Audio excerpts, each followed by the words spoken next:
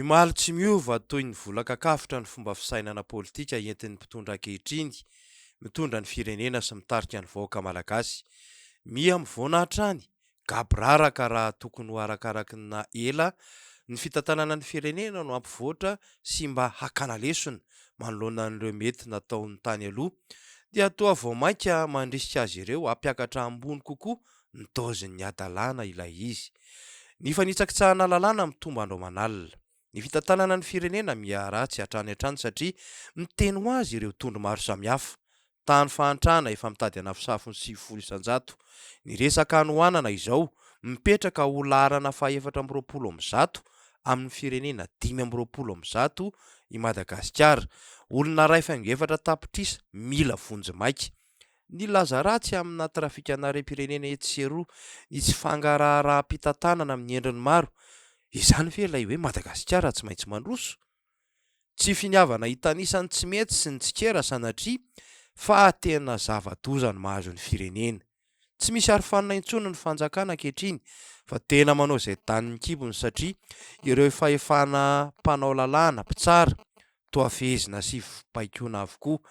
Misy no atao saribakoly ary mbola kasaina ho atao be fandroaka ihany eny anivon'ny antenimieram-pirenena eny, mba tsy hisy anembatsembana azy angamba amin'izay mahadevolana ny sainy.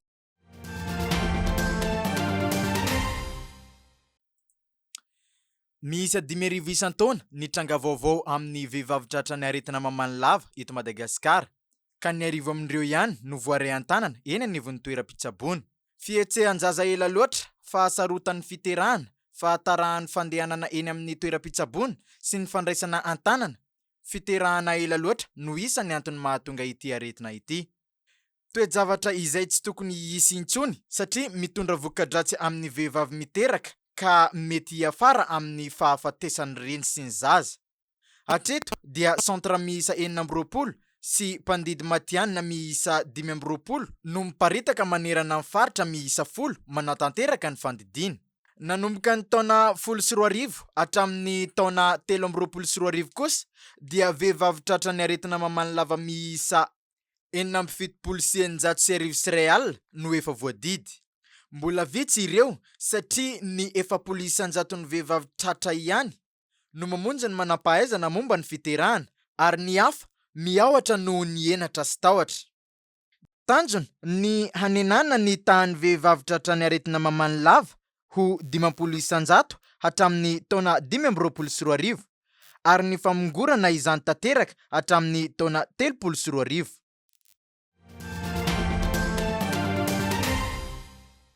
Aty amin'ny sehatry ny asa tsy misy an'izany hoe misy fotoana anginana dia misy fotoana itenenana. Isa-tsegondra, isa minitra, isan'andro dia misy olona foana zany mpiasa manana olana miantso manatona sendikaly.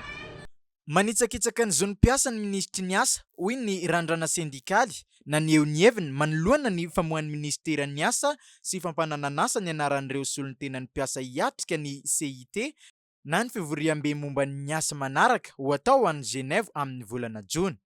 Raha ny zava-misy dia efa tokony tamin'ny taorian'ny 30 septambra 2022 no tokony efa ivoaka ny dipiteranana mikasika an'io resaka représentativité io. Indrisy anefa fa aty amin'ny 20 mars 2022 zay vao nivoaka izay dipiteranana ny arrêté mikasika ny représentativité, zany hoe roa taona aty aoriana, roa volana aty aoriana ny voany ny dipiteram-pitondrana iny dia efa tsy arahan'ny ministeran'ny asa sady ilay lalàna. Tsy anjaran'ny ministera hoy ny sekretera jeneralin'izy ireo Barson Rakotomanga ny manolotra an'izany fa lalàna mihitsy no milaza fa ireo sendika maro anisa no tokony hanome izany.